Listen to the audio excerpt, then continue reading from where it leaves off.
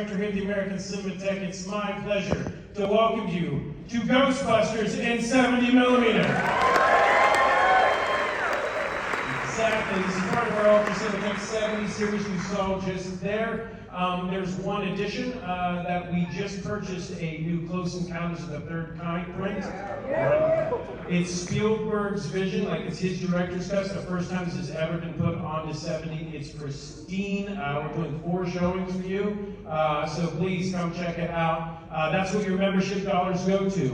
Not only do you get to pay for helping us just bring in these prints, like tomorrow we're bringing in shortcuts from the George Eastman Museum, but it helps us buy these prints and keep in pristine condition and in the hands of our good people like Jared up in the booth who's running the show tonight.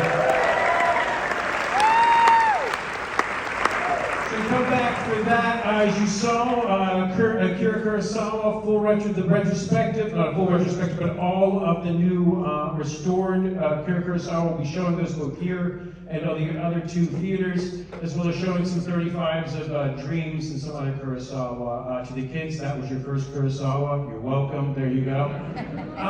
We have a very special guest here tonight. Not only is he an amazing writer-director, an amazing Ghostbusters writer-director, he's a movie theater owner that had a front row seat to all of the Ghostbusters and the Ghostbusters legacy. Say hello to our good friend Jason Reitman.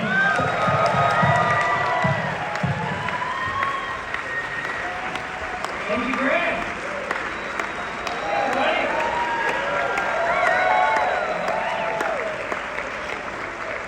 My name is Jason Reitman, and I am a Ghostbuster. I'm so thrilled to be here. How gorgeous is this movie theater? And if I may, it is my second favorite movie theater in Los Angeles. You know. It's so exciting to see all these kids here tonight. How many people are actually seeing this movie for the first time tonight? Show of hands, be honest. All right, Kyle, want to go somewhere? That's simple. That makes me so happy. Thanks, parents, for bringing your kids here. If you enjoyed this tonight, parents, bring your kids again, maybe later this week for Boogie Nights.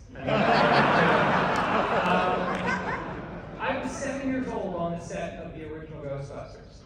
And some of my first memories that I remember are being there. I was there for the special effects test, the first time they did the card catalog and all those cards looked out. I remember watching that happen in a warehouse.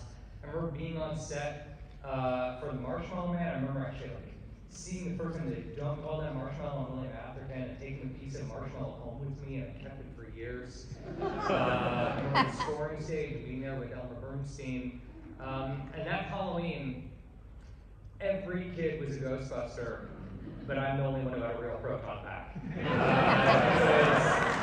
It was phenomenal, and yeah, I have to admit that as a filmmaker, I stayed away from Ghostbusters for years. Like many children, we run away from our parents' business and we say, I'll never be you, Dad. And then one day I embraced it and went on the greatest adventure of my life and made a film named Ghostbusters Afterlife with my father.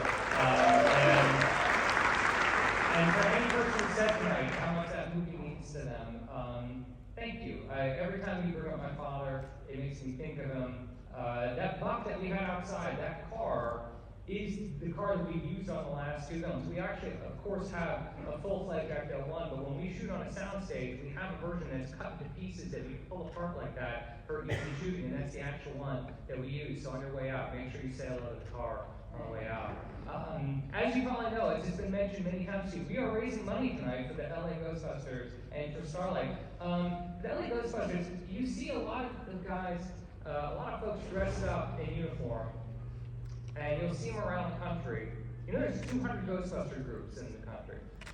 And I think we always think, oh, they must get together and put on uniforms and go to Comic-Con. And yes, they do that. But they also visit children's hospitals, and they also raise a lot of money and do a lot of good. And this is the first year that Ghostbusters is now supporting them. So Ghostbusters.com, if you go now, you can actually see the leaderboard of what every Ghostbusters group in the country is raising, and Sony is going to match this year $150,000 of what the Ghostbusters groups raise for Starlight, which does extraordinary work with children's hospitals. They create these hospital gowns for kids that look like flight suits. So if you're a little kid and you go to a hospital and it's one of the scariest days of your life, you've got to put on a hospital gown. Now you get to dress as a Ghostbuster. They got ones that have like fake slime on them. They're really, really cool. Do we have the QR code up? Oh, awesome. We raised over $1,000 tonight. And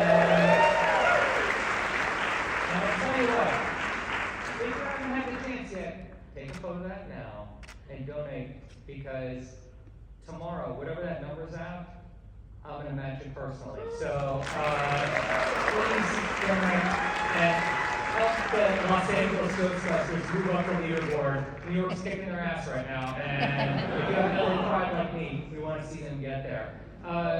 Tonight's, for instance, 70 millimeter. The printer of FC has not been seen in years. There was a print that Sony had, and it was just basically dust. And this print was found like in the basement of the theater. It hasn't been shown in a very long time. What you're about to see is very special. I'm so grateful that you're here. I hope you laugh so hard my dad hears you in heaven. One question for all of you. We love your dad! Yeah, me too. Thank you. Hey guys.